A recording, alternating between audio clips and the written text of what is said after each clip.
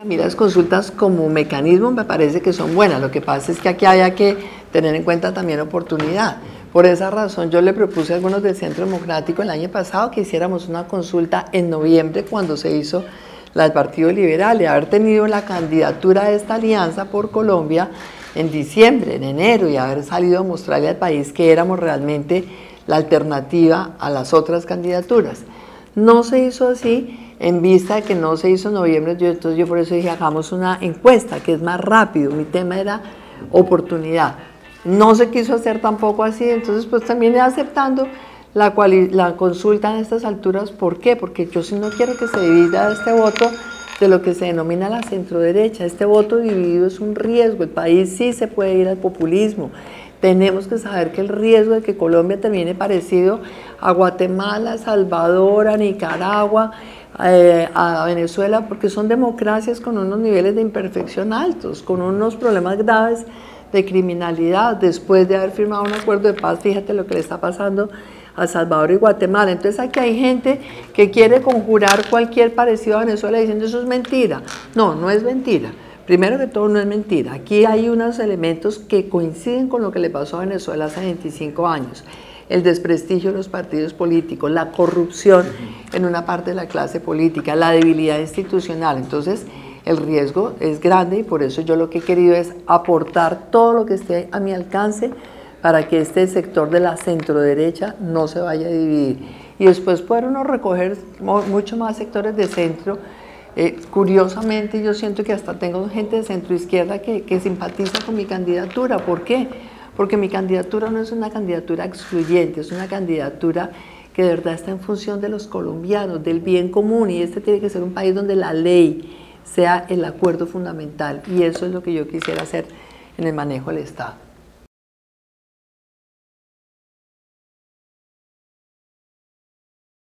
Pues ahí sí, como dice el dicho, como es que dice el dicho, se me olvidó, que todo lo de pobre es robado, ¿no? Entonces, como yo hago política sin maquinarias, en la calle, volanteando, cuando pensaban que nos iban a matonear en la consulta, entonces todo el mundo nos miraba pues con cierta sorna. Como ahora nos está yendo bien en las encuestas, entonces ahora ningún mérito es mío, todo es porque los demás están queriendo participar en la consulta para ganarle al uribismo.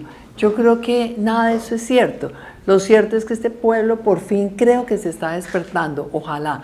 Por fin el país está entendiendo que no necesariamente los que llenan las plazas con manifestaciones de 20.000 personas traídas en buses, pagándoles la llegada en bus y dándoles el refrigerio y por supuesto la fiesta y el aguardiente y la papayera, no necesariamente son la mejor opción para gobernar a Colombia. Gente como yo que hace la política distinta y la hace limpia, sí es capaz de atraer un apoyo masivo. Yo tuve hace 4 años 2 millones de votos, en contravía de los congresistas conservadores, y aquí en el Atlántico había varios, totalmente en contra de nuestra campaña. ¿Y qué mostramos? Que no compramos un voto, que no hicimos una fiesta para tener un voto, que no tuvimos un peso por debajo de la mesa. Lo que yo esta vez espero que esos 2 millones que me acompañaron salgan multiplicados por muchos para poder ganar esta consulta.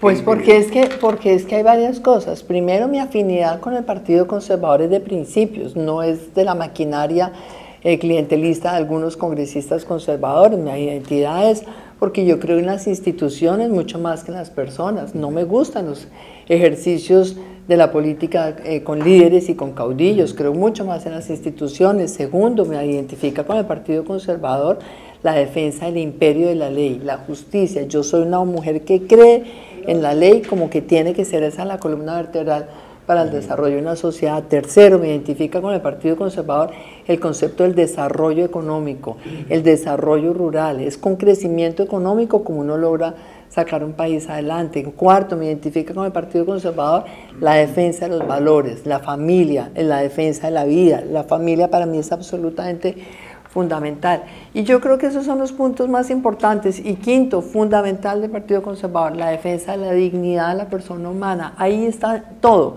Esa es la doctrina social de la Iglesia. Es que cuando estamos hablando de defender la dignidad de cada quien, no es solamente un tema de plata, es el tema del respeto, es el respeto al otro en su dignidad. Eso es lo que necesitamos cambiar en la sociedad colombiana y en el manejo del Estado. Por el presidente Uribe y el Centro Democrático que tengo, afecto, por supuesto, identidad también. Yo creo en la ley, creo en el orden, creo en la autoridad, creo en el orden, creo que el país necesita sin duda seguridad, pero pues si yo quisiera estar en el Partido Centro Democrático hubiera estado allá, pero repito, creo mucho más en un partido que además ha sido histórico, un partido que ha ayudado a construir esta democracia.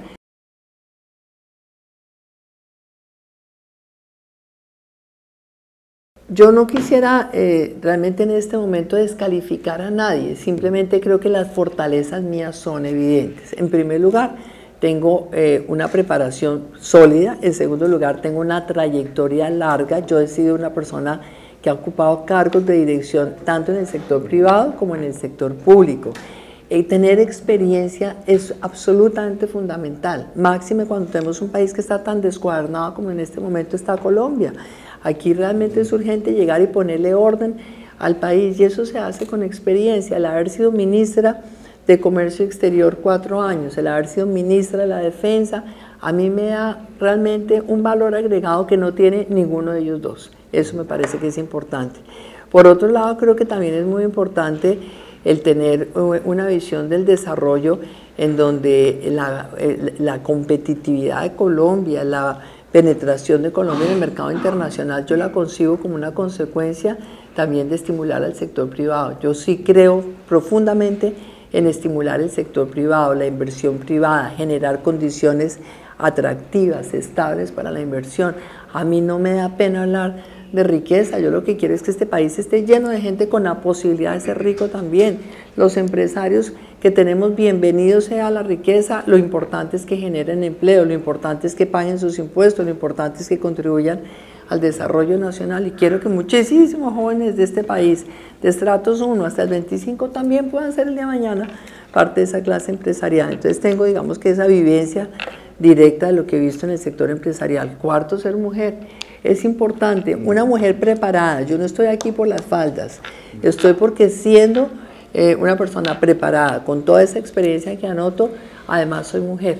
Y ser una mujer en este momento creo que sí hace una diferencia muy importante, porque creo que al país lo hemos gobernado, o lo han gobernado los hombres con un criterio de machos y excluyentes. Esta es una sociedad donde la actitud machista siempre ha generado una exclusión. Aquí se olvidan de un montón de sectores de la sociedad que hay que incluir. Aquí se olvidan de los pobres, los tratan como una estadística. Resulta que uno de los pobres los tiene que tratar como seres humanos y saber que eso es una anomalía en una sociedad, que hay que incluirlos, que hay que incorporarlos, que hay que eliminar las condiciones de pobreza educando a la gente, dándole la oportunidad a todos de tener una educación de excelente calidad, acompañando también los sueños y las aspiraciones, por ejemplo, empresariales y emprendedoras de la gente joven de Colombia, pensando cómo lograr el desarrollo del campo colombiano, incluyendo. Entonces aquí hay gente que dice, no, es que hay que expropiarle a los ricos porque es que tienen mucha tierra. No, yo lo que creo es que hay que lograr asociar a los ricos con los pequeños campesinos. Y si tenemos criterios de asociatividad donde el campesino está aportando su trabajo, pero es un socio industrial en un cultivo importante, puede perfectamente estar en alianza con el que sea dueño de la tierra y no tenemos que tener estos conceptos de que es quitándole a los unos como logramos que los otros tengan algo, es valorando el trabajo y la capacidad que tienen, como uno puede hacer una sociedad más incluyente. El hecho de ser mujer también en mi caso es una ventaja enorme para las mujeres de Colombia, porque nadie va a gobernar este país pensando en incluir a las mujeres tanto como lo voy a hacer yo, porque sé lo difícil que es, porque sé cómo está descerrada esta sociedad, que quiero yo que todas las mujeres de Colombia se empoderen, se capaciten, tengan claros sus conocimientos y su capacidad, que quieran asumir roles de liderazgo en el sector privado, en los negocios, en la academia, en el sector público, en la política. Entonces, creo que ahí hay diferencias que son evidentes y yo pues las hago mostrando lo que tengo yo para ofrecerle al país y no descalificando a los otros. No me gusta porque ese es el estilo de algunos de los contendores y no me gusta que lo bueno mío sea a punta de descalificarlos a ellos.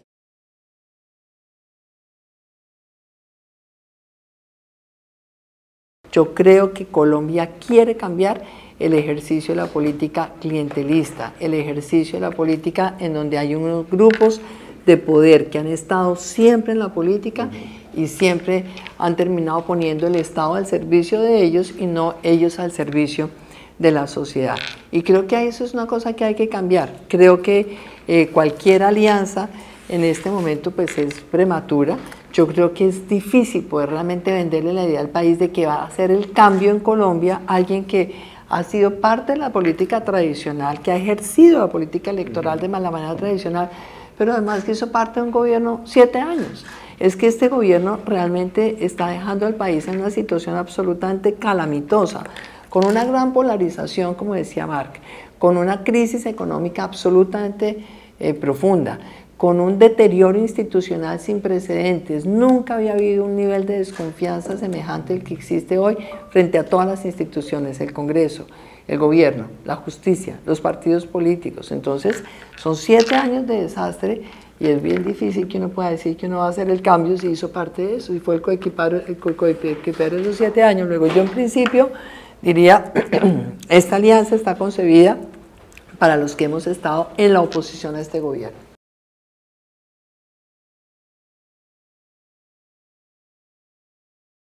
Lo primero, mi gabinete va a tener por lo menos un 50% de mujeres, lo primero.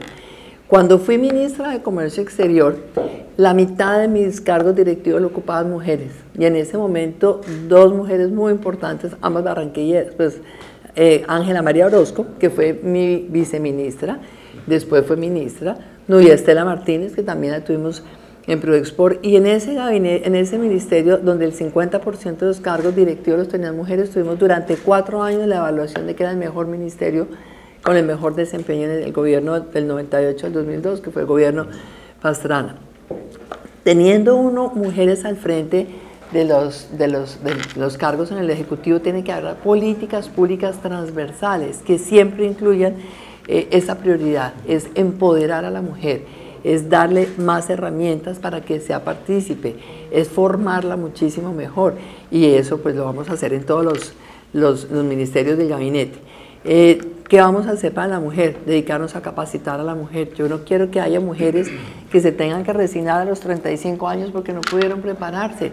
Y una cosa que voy a hacer yo es para los jóvenes, pero por supuesto jóvenes hombres y mujeres, es lograr que la educación superior esté al alcance de todos. Quiero que haya carreras técnicas, tecnológicas, universitarias, fortaleciendo la universidad pública, pero también fortaleciendo programas como Serpilo Paga, siempre y cuando se haga con universidades privadas y también con las públicas, no solo con las universidades privadas. Y lo más importante, Marc, que nosotros podamos con el gobierno nacional, contratando paquetes universitarios, comprar carreras en las mejores universidades de Colombia y del exterior, para que un muchacho con un laptop, con una tablet, con un teléfono celular pueda hacer sus clases de ingeniería, de economía, ver sus videos, las conferencias en tiempo real, hacer sus lecturas, presentar sus exámenes y tener un título universitario. Yo quiero hacer esto especialmente, repito, en la juventud, pero también las mujeres. Hay muchas mujeres que no tuvieron la oportunidad de prepararse a tiempo, que ya inclusive los hijos se crecieron un poco, que están en el colegio y ellas de pronto se descubren a sí mismas sin la preparación que quisieran y sin tener realmente una oportunidad importante de insertarse en el mundo laboral. Además de la educación de las mujeres, ¿qué voy a hacer?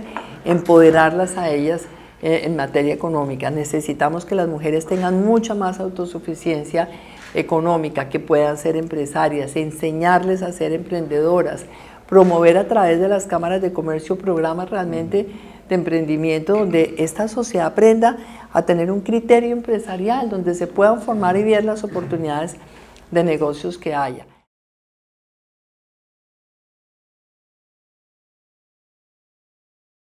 Tengo al doctor Carlos Rodado en nuestra campaña como una de las personas realmente que tiene una mayor responsabilidad, porque él está diseñando el programa de desarrollo para las 2 costas de Colombia, la región Caribe y la costa pacífica. Ambas requieren realmente una atención prioritaria. Es que allí está concentrada casi que un 40% de la población colombiana y desafortunadamente una parte significativa de esa población en condiciones de pobreza, porque es que una cosa es la situación de Barranquilla y otra distinta son los municipios del sur del Atlántico y los municipios del sur de Bolívar y los municipios del sur de cada uno de los 7 departamentos de la costa. Entonces tenemos que tener una visión del desarrollo que integre tanto el tema de la infraestructura como también obviamente todo lo que es el desarrollo productivo, cómo convertir a la región Caribe en una verdadera despensa, en una verdadera plataforma de exportación de alimentos procesados, por ejemplo,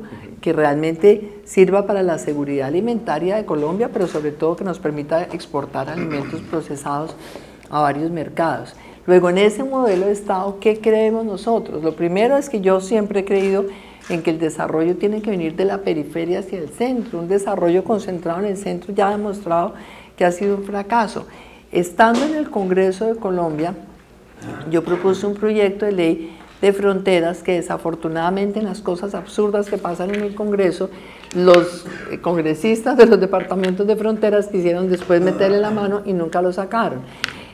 Quiero sacar adelante una ley de fronteras, porque es que tenemos en Colombia realmente un número muy significativo, creo que son 14 departamentos que tienen fronteras, o fronteras marítimas o fronteras terrestres. Y en esos 14 departamentos el común denominador es que hay unos índices de necesidades básicas insatisfechas por encima del 50%, cuando estamos a nada del 2020.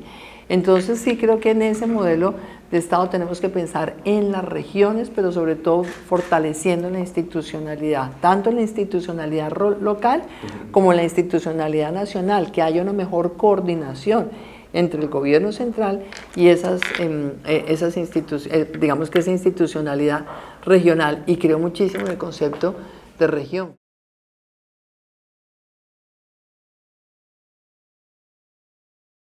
No, yo creo que hoy tenemos que ser muy responsables. Aquí tenemos una situación de un déficit fiscal y un déficit además en la balanza de pagos que son verdaderamente preocupantes. Entonces uno tampoco puede decir en este momento es que vamos a soltarle a las regiones todos sus ingresos, pues porque es que hay unos compromisos que tiene el gobierno nacional que son para el todo. Lo que yo sí, por ejemplo, haría sería reformar las regalías, porque me parece que las regalías no se le han debido quitar a los departamentos que las originan, sino hasta tanto se hayan cumplido los índices de necesidades básicas insatisfechas. Yo creo que las regalías tienen que volver en su gran mayoría a los departamentos originadores. El tema de La Guajira es una cosa absolutamente vergonzosa, que tiene regalías por el carbón, regalías por el gas, y sin embargo uno de los índices más altos de pobreza, en las muertes de los niños, etcétera. Pero ahí está la demostración entonces de que no es solamente un tema de recursos, sino un tema de gestión.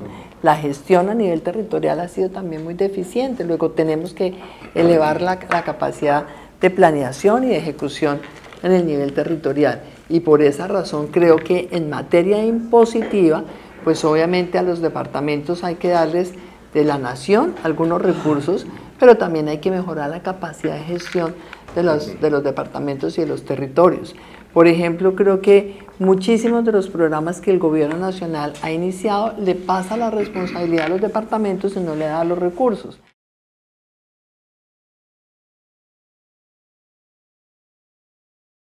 Hoy uno diría, es tarde, pero igual hay que enfrentarlo.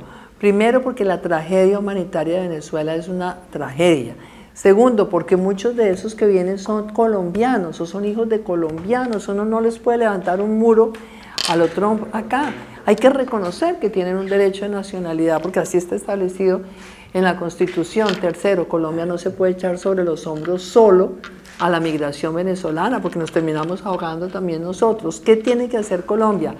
Hacer liderazgo internacional, promover que toda América Latina asuma una cuota de la migración venezolana, igualito que hizo Alemania en la Unión Europea con la crisis de Siria, que cada país coja 100.000, 200.000, 300.000, les dé un permiso de residencia, permiso de trabajo durante 1 año, 2 años, mientras que ojalá se restablece la democracia en Venezuela. Yo creo que hay que tener controles migratorios, sí, pero frenar totalmente y devolverlos, no. Y me parece que los controles migratorios también son absolutamente urgentes, porque es que aquí nosotros estamos recibiendo indiscriminadamente un montón de gente. La Cancillería ahora fue y pusieron control migratorio. Yo he estado 3 veces en el Puente San Cristóbal en los últimos 6 meses, 3 veces he ido allá. y vienen marejadas de gente sin ningún control. Ahora se lo están poniendo, pero no venía con controles hace un mes, ni hace dos. ¿Cuánta gente llega a través de esa frontera porosa y no sabemos quiénes son, ni qué intenciones traigan, ni de dónde vienen siquiera? Entonces Colombia tiene que en esto tener la guardia alta y de estar en alerta y saber que también nos puede entrar gente con intenciones no muy claras que generen una amenaza para los colombianos. Entonces yo creo que eso es lo que hay que hacer.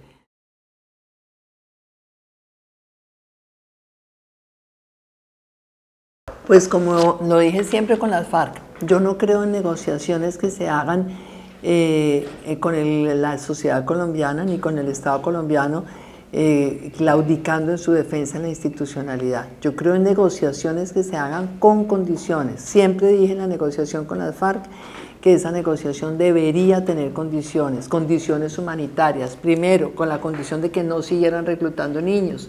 Segundo, la condición de que renunciaran al secuestro como una fuente de financiación. Tercero, la condición de que no hicieran atentados terroristas contra la población civil. Esos son tres elementos esenciales de respeto a los derechos humanos y al derecho internacional humanitario. Me parece que es una indecencia que una sociedad permita y que haya gente que aplaude que se sientan a negociar un acuerdo de paz sabiendo que por la tarde estaban reclutando niños de 11 años, hijos de campesinos, hijos de los indígenas. Este es un país de doble moral. Tantos que han aplaudido esa negociación y hablan de derechos humanos, pero es que acaso el hijo de un indígena no merece el mismo respeto y no es un tema también de derecho humanitario. Entonces me parece que no es aceptable sentarse a negociar mientras que haya ese tipo de delitos que van contra el derecho internacional humanitario.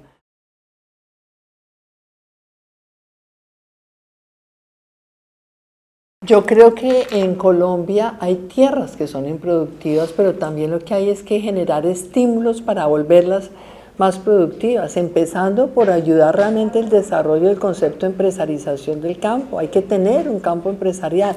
No hay por qué estigmatizar a los que tengan propiedades grandes en el campo, ni hay tampoco por qué estigmatizar los cultivos de gran extensión. Es que tener cultivos de gran extensión es un requisito para que puedan ser competitivos. Es que aquí no podemos seguir mirándonos hacia adentro, sino mirarnos en función de lo que pasa en el mercado internacional. Canadá, Estados Unidos, Brasil, la Unión Europea, ciertos productos tienen que tener gran extensión porque de lo contrario no pueden ser competitivos. Entonces el tema no está tanto en si hay o no latifundios improductivos, sino cómo generar condiciones en donde la tierra se vuelva productiva y sea eficiente el uso de la tierra y pueda ser rentable el uso de la tierra. Yo lo que no creo es que aquí podamos estar vendiendo la idea de que es a punta de expropiar a los propietarios como vamos a solucionar los problemas del campo. Entre otras cosas, porque le voy a decir una cosa, ¿qué propuesta tengo yo?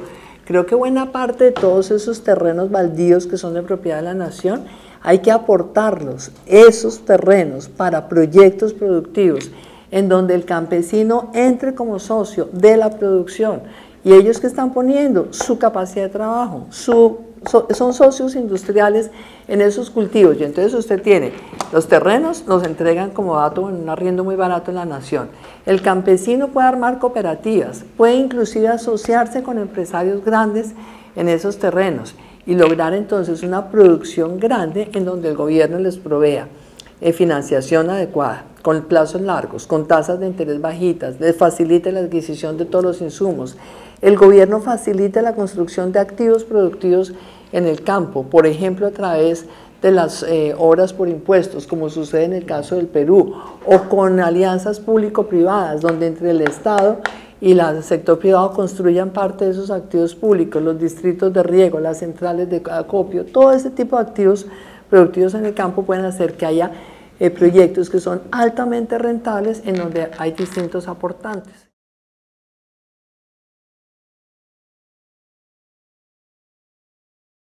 Total, estoy convencida que la gente joven en el campo se viene a las ciudades a pasar pobreza porque no tienen ninguna luz de esperanza en el campo. Pero si en el campo nosotros los podemos educar, si muchos de esos muchachos pueden volverse ingenieros de alimentos, si el cultivo del cual sus padres tienen una participación, si esos muchachos mismos pueden trabajar en eso y tienen una mejor expectativa de vida y un mejor ingreso, la gente prefiere estar en el campo. Es que uno lo habla además con muchísima gente en el campo, se sienten más a gusto viviendo en el campo que viviendo en las ciudades, pero les toca irse a las ciudades a buscar alguna posibilidad de mejora en su nivel de vida.